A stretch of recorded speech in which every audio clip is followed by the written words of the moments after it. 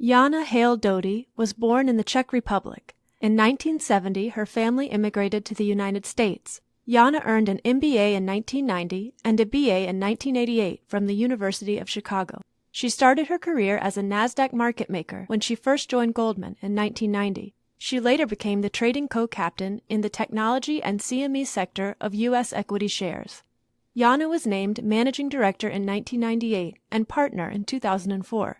In 2009, she retired from Goldman Sachs as the co-chief executive officer of Goldman Sachs Execution and Clearing and the global head of Goldman Sachs Algorithmic Trading Execution Service. Prior to becoming the co-chief executive officer of GSEC, Jana was the chief operating officer for the US Equities Product Group. She was primarily responsible for coordinating the integration of the business, trading platforms, and aligning sales and distribution systems and processes across global shares. Jana also refined the firm's trading and distribution strategy as it related to automation, structure, and organization. Since her retirement, Jana has been an enthusiastic supporter of several global and local charities, benefiting children's education, the self-empowerment of those less fortunate, and mental illness services.